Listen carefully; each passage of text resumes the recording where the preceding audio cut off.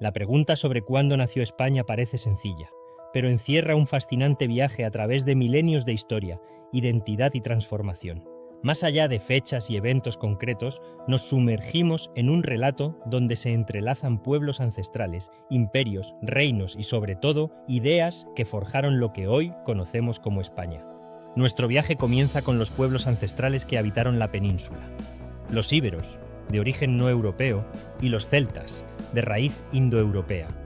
Aunque su cultura se ha desvanecido con el tiempo, su herencia genética permanece en el pueblo español actual. De estos pueblos hemos mitificado figuras como Viriato, el líder lusitano que desafió a Roma con astucia y honor, convirtiéndose en el arquetipo del león campechano, humilde pero valiente, tan característico del ideal hispánico. La resistencia numantina, por su parte, se ha transformado en el símbolo del espíritu español que prefiere la muerte a la deshonra. Estos episodios, quizás romantizados por la historia, constituyen los pilares míticos de la identidad prerromana de la península. Con la llegada de Roma, estos pueblos fragmentados adquirieron conciencia de su unidad como hispanos, habitantes de Hispania. Si los íberos y celtas son nuestros ancestros genéticos, Roma es nuestra fundadora cultural. Un hecho extraordinario y poco conocido ilustra esta profunda romanización. Los hispanos no solo adoptaron la cultura romana, sino que llegaron a luchar contra la propia Roma por el derecho a ser ciudadanos romanos de pleno derecho. Esta fusión entre lo hispano y lo romano dio origen a los hispano-romanos, los romanos de Hispania, que dieron a Roma emperadores de la talla de Trajano, Adriano y Teodosio. Es fascinante pensar que estos hispanos romanizados llegarían a gobernar el mayor imperio de la antigüedad, proyectando desde sus más altas esferas una visión que mezclaba lo hispano con lo romano. La caída de Roma marca un punto de inflexión crucial. Los visigodos, que inicialmente llegaron como federados de Roma, terminaron estableciendo el reino visigodo de Toledo, que representó la primera entidad política independiente que abarcaba gran parte de la península.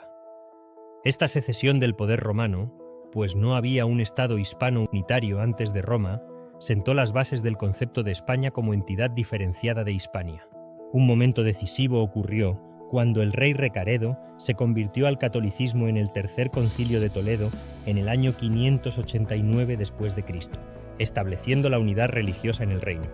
Este acto fundacional vinculó tres conceptos que serían fundamentales en la historia española: patria, Dios y rey. Ya no se trataba solo de un territorio llamado Hispania, sino de un ente político soberano con una identidad espiritual propia. La caída del reino visigodo y la llegada del Islam a la península fracturó esta unidad política y religiosa. El período andalusí, lejos de ser una mera ocupación, constituyó un complejo entramado de relaciones donde la nobleza hispanogoda y la emiral omeya establecieron pactos y alianzas matrimoniales. Este período, marcado por la riqueza cultural, pero también por la inestabilidad política, dejó un legado ambivalente. Por un lado, figuras como Averroes, Abenpace y Maimónides, paradójicamente perseguidos en el mundo islámico y acogidos en las cortes cristianas, contribuyeron profundamente al pensamiento español, armonizando razón y fe de una manera que distinguiría a la escolástica española de la europea.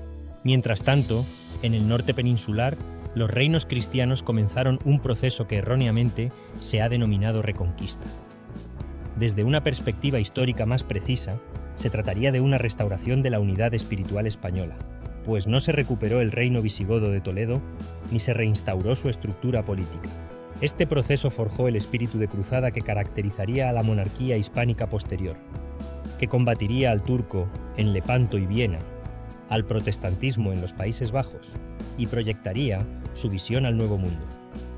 Esta identidad de misión y cruzada, entendida como defensa de la unidad espiritual y proyección de los valores hispano-católicos, define una parte sustancial del carácter español histórico.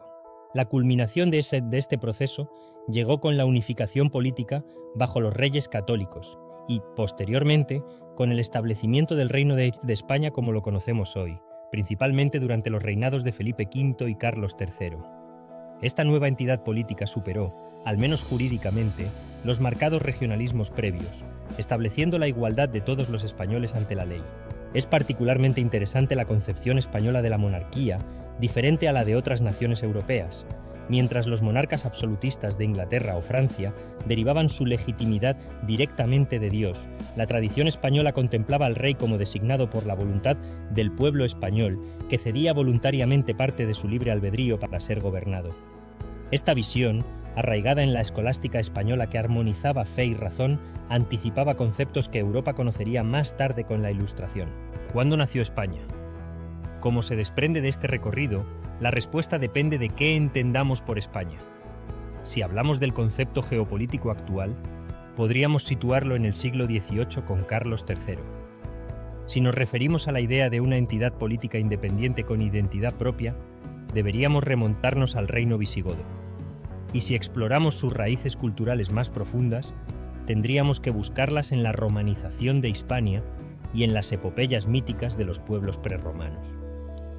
Lo que resulta indudable es que España, más que un simple Estado nacional moderno, representa una compleja construcción histórica donde se entrelazan múltiples herencias: la resistencia ibérica y celta, la romanización, el legado visigodo, las aportaciones andalusíes y el espíritu de restauración de los reinos cristianos medievales. Esta historia, con sus luces y sombras, ha forjado una identidad única donde conceptos como honor, libre albedrío, igualdad ante la ley y la armonía entre razón y fe han jugado un papel fundamental. Entender estos elementos nos permite comprender mejor no solo el pasado de España, sino también muchas de las dinámicas que han configurado su presente.